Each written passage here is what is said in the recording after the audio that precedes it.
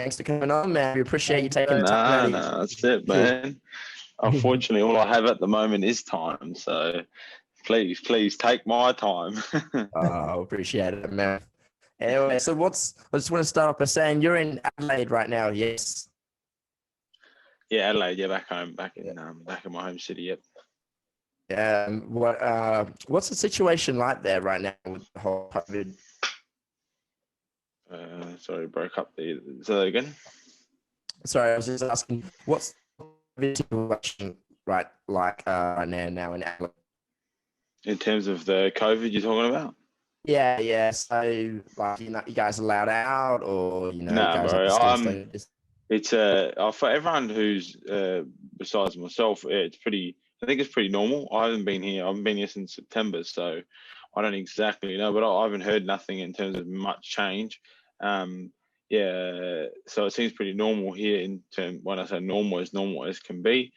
Besides this, I'm in a 2-week lockdown in a hotel, so because I just returned from overseas, so the government's thought this is the right thing to do, so they've done this, and yeah. So other than that, I think it's sort of relatively normal out there.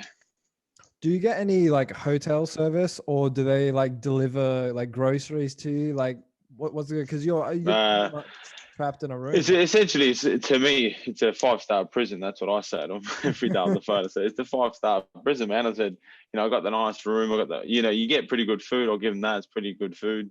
Decent room. It was just a bit of a shoebox. Your family, your friends can bring you stuff. No one can see you. You're not allowed out of your room at any time. You're like 24-hour lockdown. So to me, I said to them, yeah, it's just I guess, high star prison, man. Loving it. Well, you're enjoying your rest, man. Ooh. Yeah, man. Yes and no. You know what I mean? I wish I was home with my family to enjoy this. Amazing time of my life, but unfortunately, I can't. So I'm stuck here. Yeah. So one thing I wanted to start by asking you, man, like you've grown up in Adelaide, correct? Like you were born in Adelaide. Yeah, born and raised. Yeah, born and raised here, man. Yeah. So what was like the first thing that got you first involved in like martial arts in Adelaide? Kid, my dad was Taekwondo, like most of the kids around the world, really. You really all started doing Taekwondo, and Taekwondo, let's be honest, is a very washed out sport, very money controlled sport these days, as most karates are, unfortunately. And yeah, so we didn't really learn martial arts per se there. We stepped away when I was 5, and then we stepped away for a long time. Then we started doing Shotokan karate with my uncle. And once again, that was just like a very karate-based thing. My uncle taught it very well. I'll give it to him, man. He taught it, very old school and very disciplined, and it was good. And then, me and my brother Sav, we really wanted to more so him. He wanted to step his, martial arts game to the next level. I was playing Aussie rules, so I didn't really care. I just done it for fitness.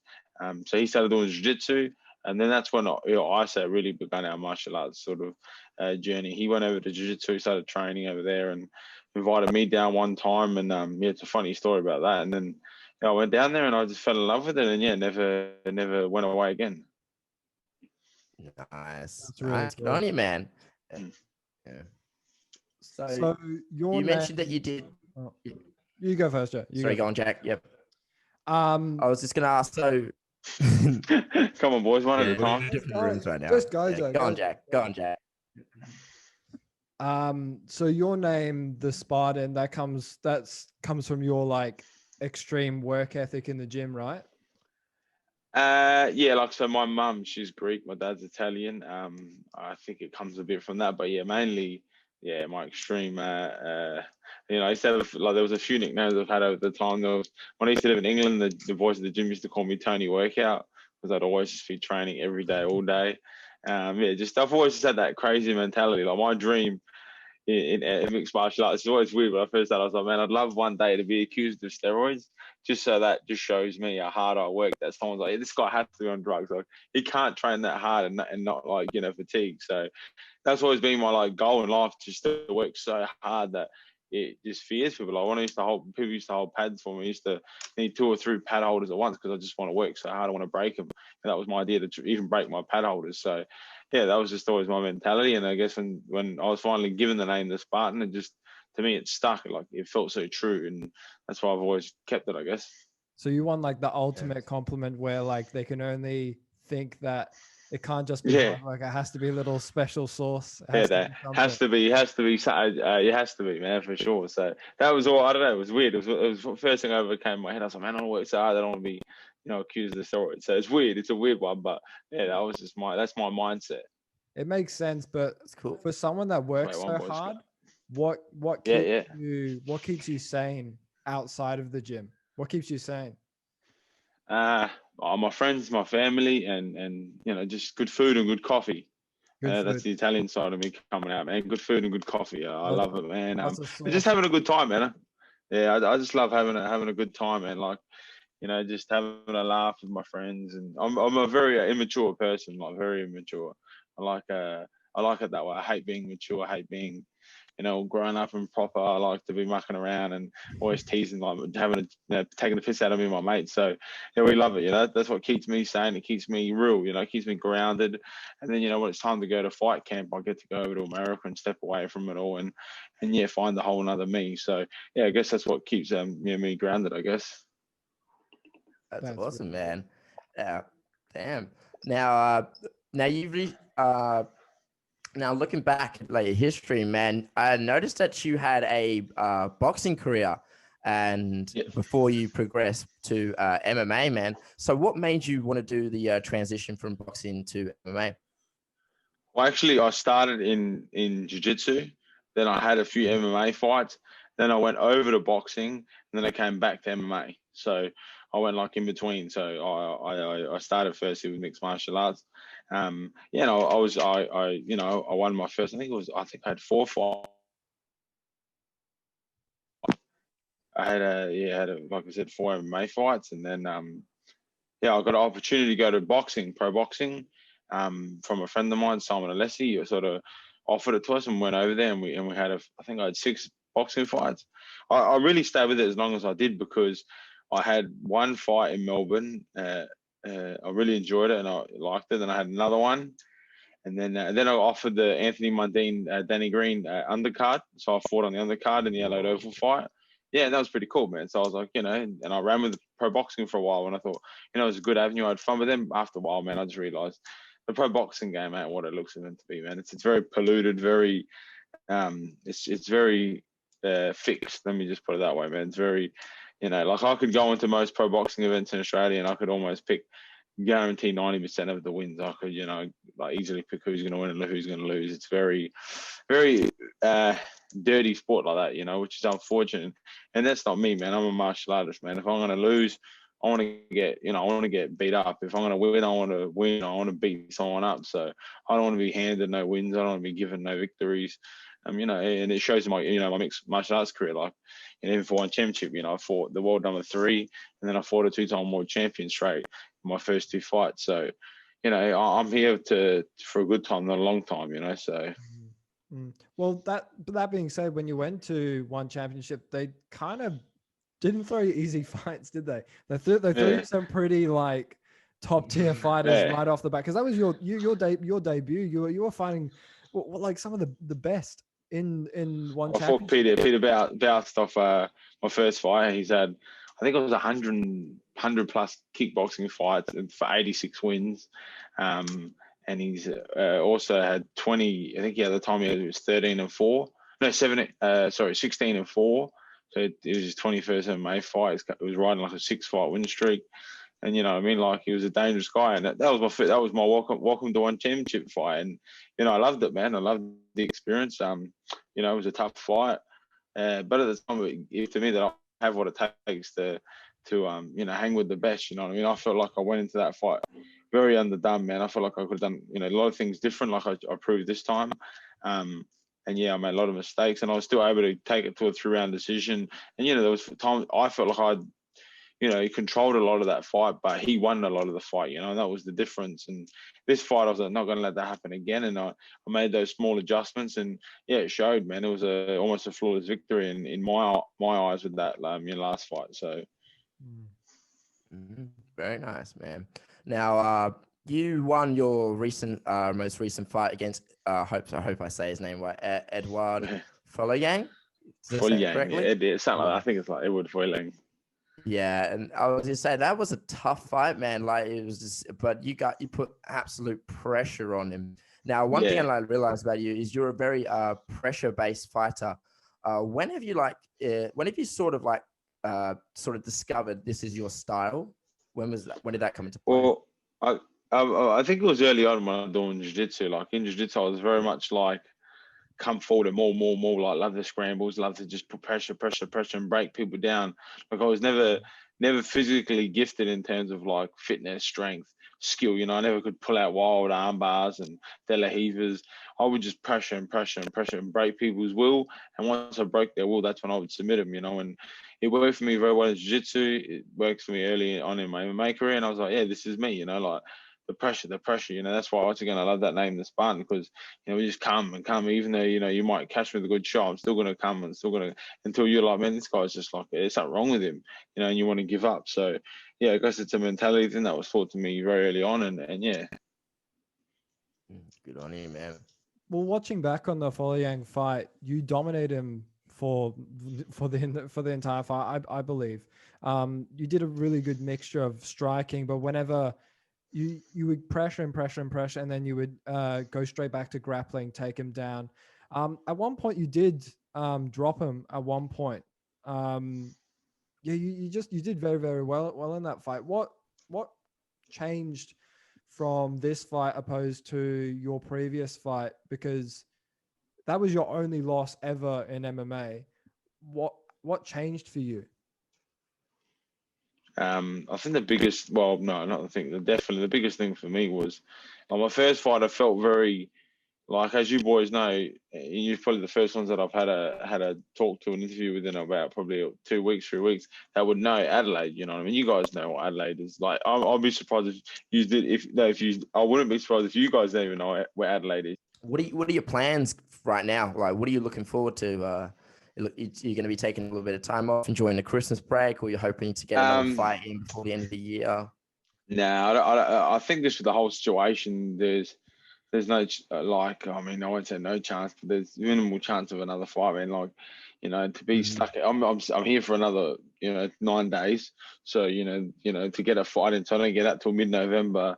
You know, planning to get a fight in, you know, you got to fly off around the world, and I'm not with my team, so no, I don't think I would fight again this year. It's just with time and the whole situation.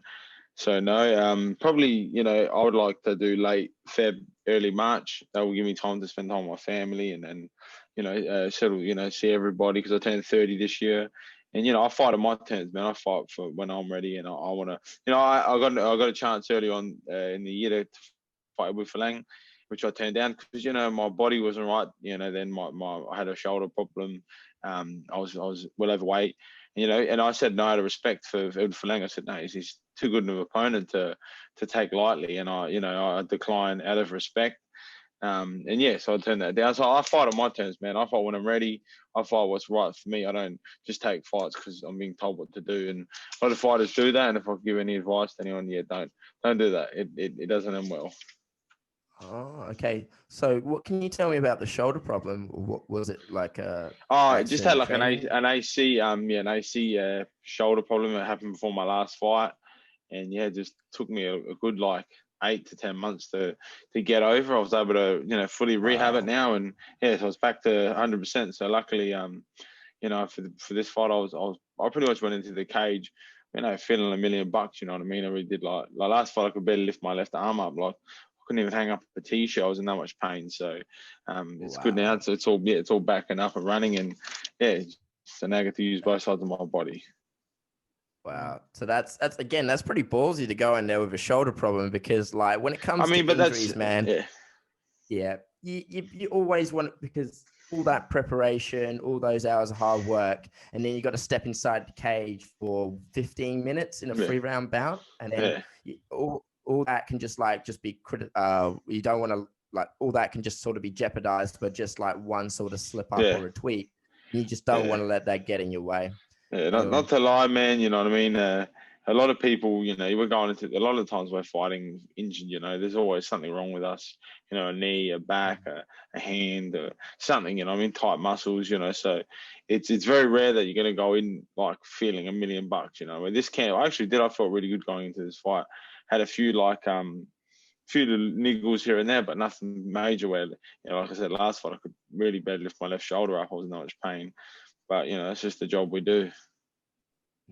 Yeah, it's very rare that a fighter comes in 100%. Yeah. Can you hear me? Sure, all good? man, Just for checking. sure. Yeah. Wait.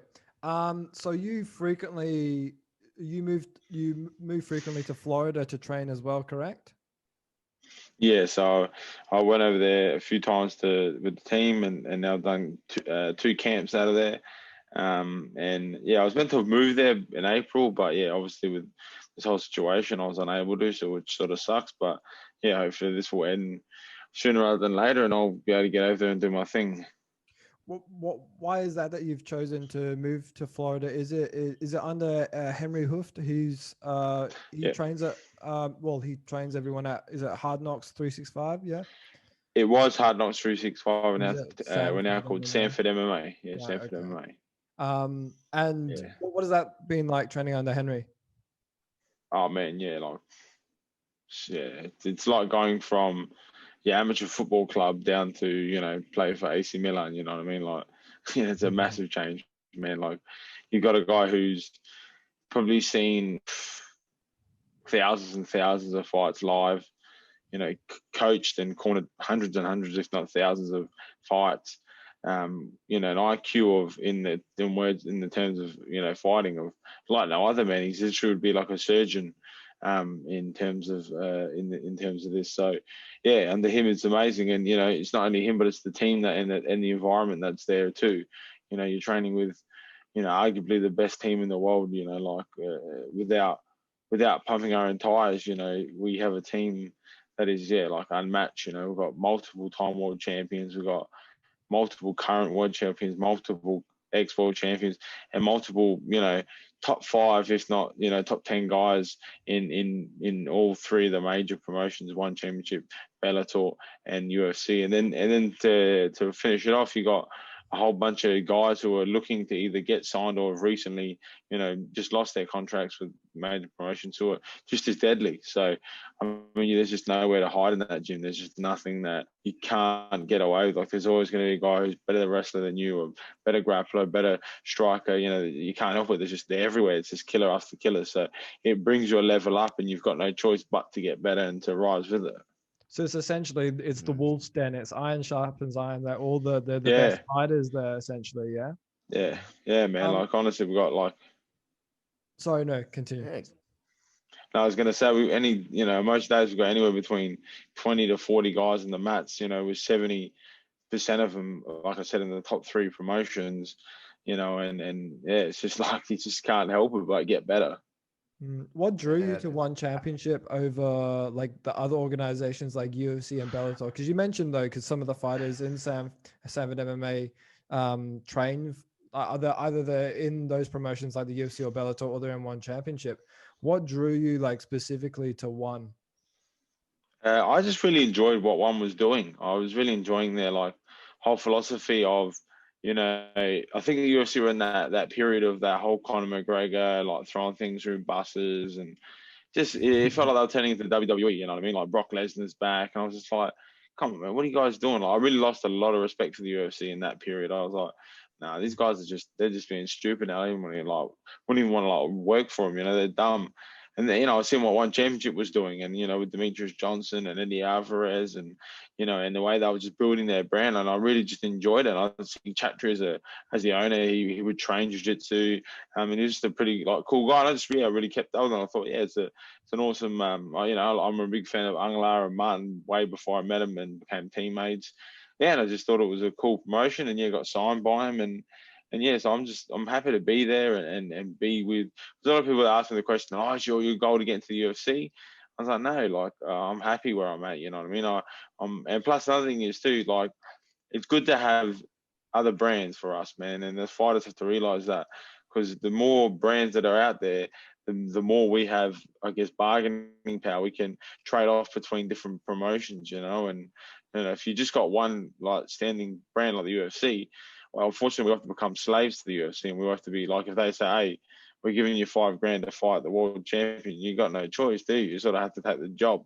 Where if there's many promotions, all of a sudden we've got a bit of bargaining power. So that's what I hope that all these other brands, even PFL and LFA in America, and there's a lot of brands going around now that I hope they come up, man, and then they're just as strong as all the others, because, like I said, the more the options that are out there for us, the more opportunities we have. Yeah, I wanted to ask you about fighting in ONE FC. Fighting in ONE. Now, when you compete at 170 pounds. What's the weight cut like for you for ONE? How does it differentiate from your other organizations? So ONE Championship, the way we do it differently is you must naturally get down to your weight. So you can't. Yeah, so if we fight Friday, we have to weigh in Wednesday and Thursday, and both days we have to hit 170, and both days we have to pass a hydration test. You can hit 170, but be dehydrated and you fail. That's you didn't make weight.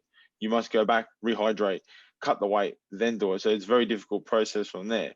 So you don't want to be caught in that position, because then it's very hard, because then you're putting weight on through water, and then you're hoping that your hydration comes out clean. So it can be quite a difficult process. And if you don't understand the process, you can struggle with it. Like the first time I weighed in, I struggled with it. I came in nearly a kilo underweight, but I failed the hydration test. Because here I am trying to get underweight, thinking, if I come under, I'll be all right. And, but little did I know I was dehydrating myself. So then I came in over, like I said, underweight, but I had failed hydration. But luckily I was under, so I drank about 800 mils of water. I was perfectly 77. Then I just waited. Finally went to the toilet. Yeah, all good. And then the next day it was all good again. Where this time it was easy. Like I knew what I was doing. My weight was great this time. Like honestly, it was so. I actually had to keep eating food to keep my weight up, because I did such a good job this time. And this time I actually came. I think I came in at like 76.4, and my hydration was nearly like perfect, like it's nearly 100%. So that was good for me. So it's good results. So that's what we want. So ONE Championship, we know it's unique that it doesn't use any weight cutting. You have to pass a hydration test that you were talking about, but like usually the UFC and Bellator, it's quite negatively spoken about that do they really need to have fighters fighting in a depleted, dehydrated state? Are you really going to get the best performance? You've obviously probably done both. How do you feel fighting fully hydrated and much better form for ONE than you were previously in your career? I never really cut much weight, man. I just always fought at 170. I could have went to 155, but I was like, no, I don't want to put my body. I felt like I was good enough, especially for the Australian scene. I was like, no, I'm good enough at 170. I'll stay here, perform at my best, and wait till if I get something, then worry about dropping weight and all that sort of stuff. So I never really did. So I don't really know what it's like to fight depleted, but I know what it's like for guys who have fought depleted, and it's not good, man. Like I've trained depleted. And it's not good for your body, man. Like to take such, to fight fully, energized, hydrated, it hurts. I can only imagine, being depleted, without having that water in where it belongs, and being dehydrated and, strung out to put on a 15-minute war it could be a bit of a worry, man. There's some guys that, unfortunately, that every fight to them is a meal to them. So they're sort of doing that stuff to sort of survive, and it's sad. And that's why hopefully more organizations come up and guys can earn good paychecks, and you'll see less of that, guys being so desperate for fights and for money. Now, of your 9 fights in your professional MMA career, have you ever had any of those fights where you sort of like came in, you were like depleted and was really lethargic, but you still went in there and got the job done? Like, what goes through your mind when you're in that state? Oh man, by the time you hit that, like a week out, you're just so like ready to kill someone. Honestly, like you're so just like, I don't care, man, what's like in front. Like, I remember before one of my fights, I can't remember which fight it was, when I fought Jai Bradney. I got like staph on my shoulder, like for like a week and a half before the fight. So I was on like antibiotics. I was run down. My body was struggling to get over that. And in my head, I was like, I don't care, man. I'm gonna get in. I'm gonna kill this guy. And actually, to tell the truth, we went straight in. We're moving around. He stepped forward. I stepped forward, and his shoulder hit me right in the face, and everything just sort of went like black. It was almost like I blacked out for a second. And I somehow regained my myself, and I was able to take him down, choke him out. And I was like, yeah, but like I said, it's just war. Once you're in there, man, like I said, once you're a week out, once you get backstage, once you hear your music, you're like, I don't care. Like, I really don't care who's in there. I don't care what they got. And so I want to kill someone, I want to go in there, I want to beat them, you know what I mean? It's like as bad as I can, and it's a weird feeling because I'm not that sort of person. I'm not, man. If you meet like right now talking to me, I'm like, nah. Like if you ask me like, oh, Tony, fight me, I'm like, I can't be bothered, man. I don't want to hit you, man. Come like fight week, I just want to beat you up for no reason. So that's why like, come fight week, I don't even talk to any of my friends, my family, because I just want to beat. Like if they talk to me, I hate them. I just want to abuse them.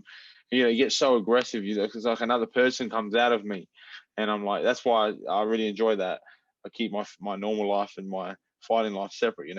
When I would go to America, that's when I become, the Spartan, and when I return back home, this is when I'm Tony. You know what I mean? I get to enjoy my friends, my family, and it's like a switch. It really is, and that's why my song. A lot of people hear it and they love my song. And if you've ever heard my walkout song, it's probably the best walkout song ever. I'm not gonna lie. No, seriously, you got to listen to it. It's a good song. And anyway, when that song comes on, to me, it's sort of like, I understand why the New Zealanders with the haka, man, because it's like you just enter this whole other person. You come like war ready. And it's like, oh, let's do this. And you just want to, like I said, you just want to get in there and you just want to go to war, and you don't really care even if you win or lose. You just like, I just want to get. I want to see blood. I don't care if they make me bleed. I just want to do something. Like let's do this. Hurry up.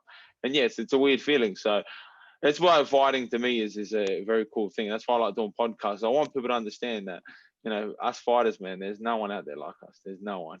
There's not even close, man. I love when I watch like other sports like soccer and football now. And they're like, oh, warriors, and they're so brave. And I'm just like, I look at them and I think, come on, bro. Like, are you serious? You actually think you're brave? Like, come on. The only guys I'll give it to are the rugby guys. They're tough, man. I ain't mess with those rugby boys. They're some tough dudes, man. But like football and soccer, I'm like, come on, dude. Like, that's why us fighters, man, it's something different. Like, we do it for like minimum wage. And, we don't know what's going to happen to us in that fight, man. We really don't know. Yeah, there's nothing quite like fighters, and it's a different kind of breed of athlete. It's, a lot of the time in soccer and things like that, they'll exaggerate how bad they're feeling in order to get a foul, to get a kick. It's a different type of strategy. Whereas a fighter has to hide that they're hurt sometimes, so that the ref doesn't come in. Yeah, you see it. I even today I was watching the UFC, and that guy, one of the boys, got kicked in the nuts, and I was saying about it, and I was saying, and you don't even want to stop. You're like, oh man, it hurts so bad. But I don't want to stop, man. I want to keep fighting. Like, I don't want to, come on, hurry up. But sometimes you need that breath, you know what I mean? Like, just got kicked in the nuts, you know what I mean? Like, I did in my fight, I got kicked in the nuts twice, and I was like, man, this guy's serious. But you see the second time, I look at the referees, is he fucking serious? And I didn't want to stop, so I was like, man, fuck this. And I was like, just keep going, you know what I mean? And that's just the game where, most of those guys, it's like, they get a little, roll their ankle and they start crying, and this, it's the end of the world for them. It's like, for us boys, like you see guys, like look at what's his name, Thiago Silva. I was just listening before his last fight. He fought John Jones. Man, I don't know if you guys know, like what he did to his leg. Like he broke his bones, tore his whole entire, and he just kept fighting. I'm like, that's just fighters, man. That's how we are. Like we just want to get in there. Like I said, to come in that last week, and especially when you're in that fight, you don't care what's happening to you. You just want to have war. So. Yeah. Well, you're talking a lot about like going through injuries, and you're talking about getting hurt and all those sorts of things. What was the biggest like test for you physically during your career? Physically, I've never really had any big major setbacks in terms of physical stuff. I broke my hand, but I was at a fight and I broke my hand, and I always knew I was going to come back fine from it. But yeah, I don't really know. I wouldn't say, like, physically I've never really been like too much tested in terms of physical, like as in a bad way. Like, of course you'll get tested physically every day at training, yeah. But yeah, in terms of physical, yeah, no, like nothing major setbacks. And there's really, like even when I hurt my shoulder, I was like, I don't care, like I'm just gonna keep training. It wasn't until like I couldn't even lift my arm up, like I was literally having to use my right arm to pick my left arm up. I was like, okay, I have to do something about this. Like I actually can't physically operate during the day, so something needs to get done. So physically, not much, not really, no. Nice, good on you, man. So when it comes to, so you fight in the welterweight division of ONE FC, what do you feel No, makes you? It's the lightweight division. I know it gets confusing, but we're technically lightweights. Yeah. Yeah. So we are classified as lightweights, but yeah. But it's like 170 in it's so like, so pretty much it's pretty much divisions. It's pretty much everything just goes down one. Yeah. It gets a bit confusing because then on the screen it'll say lightweight, but then you're like, did they make a mistake? So you fight at 170 in the lightweight division of ONE. What do you feel makes you a bit like different from any other fighter in that division? Honestly, I don't know. I know most fighters are gonna say, but for me, I just feel like here, man, like here, when I'm on, like I'm untouchable, man. Like when I'm on, I just feel like I'm dangerous. I'm a whole other person, man. And saying that, like I could just sit there all day and practice skills all day. Like that's something. So I feel like here, when I'm on, I'm super dangerous and deadly. But the best thing I love about me is I just love like skills, man. I love being polished and refined, and find that perfect jab, that nice right hand, and also like to complement here is the tactics, man. I love like seeing a fighter, picking them apart, working out all what he's good at, what he's bad at, and then closing him down and shutting him down and finishing him off. And and that's what I feel is different. And that's what I was able to do this fight. Last fight up, I was very mentally and physically fatigued, and I wasn't able to use my mind, and I was just doing things on impulse. And watching that fight back, I get very, very frustrated because I know I shouldn't be doing that stuff, but I know at the time I was so, worn out, so tired. I was just doing stuff to do stuff. Where this fight, it was completely different. It was every second of that fight, I can vividly remember being in it. After watching back, I remember that bit, you know what I mean? Like I don't know exactly what I was trying to do in each part of the fight. So when I'm at that state, when I'm mentally on, and to go with my physical attributes of my pressure, like I feel like I can be, like one of the best guys in the world. I really do. And that's what this fight, taught me was, yeah, man, like you are world class. Before that, I was a bit like, am I? I don't know. But I'm the sort of guy, I'm stupid enough to roll the dice. I'm dumb enough, you know what I mean? I'm that sort of guy. I always have been, sometimes I'll know like, oh man, I don't think I've got a chance. But I was like, fuck it, just give it a go. What's the worst that can happen? You get knocked out, like, so what? It sounds like their mental state, but like just the love of the game is the one that like sets you above everyone. It sounds like you love training, and it's like honestly, you're obsessed with something good like training. Yeah, I'm obsessed with martial arts, and I'm obsessed with being different, man. I want to be different. I hate the same. I hate everyone being the same. I hate everyone talking the same, dressing the same, and you see a lot of it now. Like a lot of footballers and other sports are very like uniform. Everyone, like you watch AFL now, it's like no player has a personality anymore. You know what I mean? Like I feel like they're just all the same. They all talk the same, dress the same. You can't say anything out of order because the club's going to tell you off. But you see fighters, like you got your Nick Diaz, who's he's so raw and real. Then you got Conor McGregor, then you got Khabib. And you got all these great personalities and that are raw and real, and they're just talking from themselves. And no one's behind them dictating their conversation. And that's why once again why I like podcasts. That's why I like fighting, is because we're very raw and we're just emotional people. We just say what's in our mind, and that's one thing that really drew me away from every other sport and brought me purely to fighting, was that we're just raw, real. Like we've laid all on we all lay it all out, ready to go on that day. And we're not pre rehearsed, and we haven't got something in the back of our mind. Some guys do. They got stuff they want to get off their mind for sure. But yeah, most of us are very just like raw, and that's why you see like great personalities like Conor McGregor. Whether you hate him or love him, he's awesome. He's an entertainer. And guys like Floyd Mayweather, they're great. You know what I mean? Some people cringe at him. To me, I just say awesome, like all the power to them. Like, yeah, sometimes I think some of the stuff they do is dumb, but at the same time, it's cool because they're different, and I like it. Yeah. Where do you think this desire to be different came from? Was it something that you sort of followed you through your childhood, I think or was it? it was definitely from my dad, man. My dad was always that very like center of attention, like always the funny guy, telling a funny story, but at the same time, always like pushed us to be that way. Like, come on, boys, I'll be funny. You know, he made us learn, music. He made us all like play sports. Like, we all played soccer, basketball, football. We all learned how to play the guitar. We all learned how to play the piano, the drums. If you met my two other brothers, they're just as crazy as I am. They've had, MMA fights. They're both brown belts in jiu-jitsu. Very musically talented. The oldest one, Diego, he's a lawyer. Then he's also now owns his own business.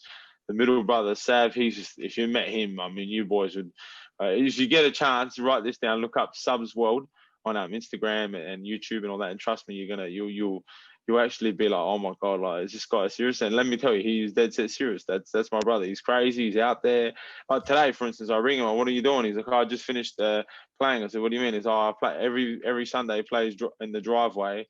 He sets up all these big speakers with his guitar, and he plays in his jocks, and he plays. He's a concert in the driveway, and he's crazy, man. He loves it, and I'm like, good on you, man. Like, you're different.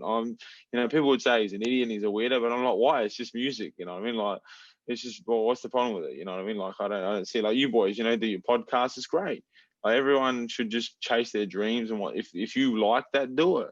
I don't care what someone else, like, people I know for a fact, people would say about me, like, why do you fight? Well, why would you want to get beat up?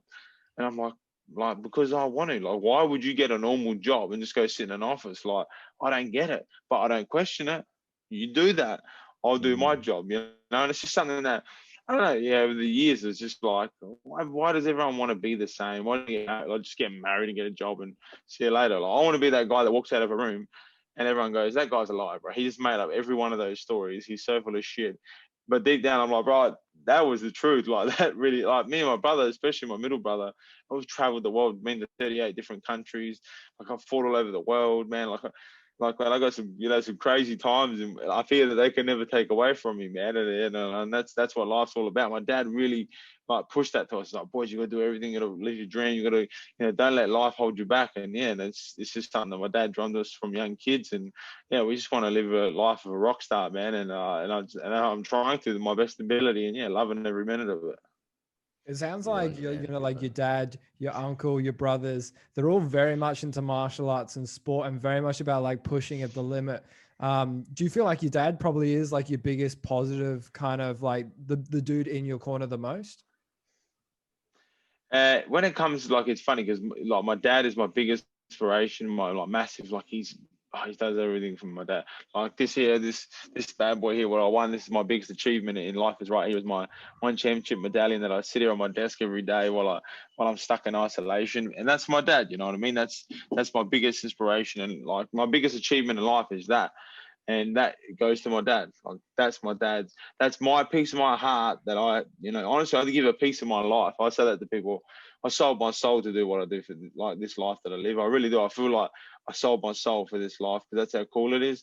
And that's a bit of my heart right there. And I give it to my dad, man, because my dad, honestly, he done so much for us as kids, man. And he grew us up and got us to this place like I just explained to you. And that's for him, you know what I mean? And my dad's a massive driving force. But in terms of like sporting ability, no, my dad had no attributes.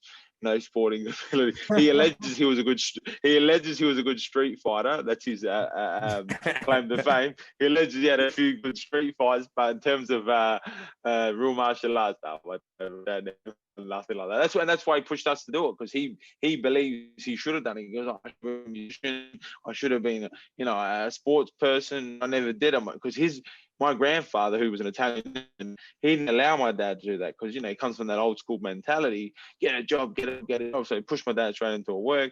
My dad never got to live his life. So then my dad's like, I'm not going to let my kids go through that same thing. I want my kids to do everything that I didn't do. And my dad pushed us to exceed and do everything that he dreamt of. And I got to thank him for it. That's why, like I said, the biggest achievement of my life goes to my dad. That's awesome, man. Very, very cool. I was gonna say, like, because growing up in that background, around boys all the time with your dad, and you got all this competition, you're always pushing each other. Now, out of the three siblings, you're the one who has made it to such a high level. What was the point in your life where you realized, all right, I'm gonna be a fucking good fighter, and I'm gonna do this for a living? What was like that spark that got you going? You know what? To be honest, man, and I know you're gonna be like, nah, he's just saying that. Honestly, October 30 was the day. A couple of weeks ago Okay. was the day that I was like, yeah, you know what I mean, like everyone around me was telling me, everyone, like my family, my friends, a very, very good friend of mine, Tom Cosmetis, who's backed me since day one, X Convenience, so shout out to X Convenience. He also owns them, but me and him have known each other for years. I started working for him, became very close friends, and now we're like, we are family. And he was been telling me for years, coaches like my Sam Benetti, Peter O'Shea, Don Mackay, Lee Jan, all these people around me telling Tony, you can make it, Tony, you're a beast, you're a beast. And I was like, nah, man, nah. You know, instead, I was trying to get away from this for years, man, for years. I didn't want to do it, man. I was like, nah, I don't want to be a fighter. I don't want to be a fighter. And honestly, you know, I just, like I said, but I'm stupid enough to just try things. I'm like, all right. If you think I'm good enough, I'll give it a go. So I just keep getting in the cage and fighting these guys. Like I said, I just love to train. So for me, I was always super fit, super strong, but I never believed that I could turn into a career until, honestly, October 30th. And I knew that was the day. I said to myself, started that camp, said, Tony, you win this fight, A, the world is going to know who you are. They're going to know your fucking name.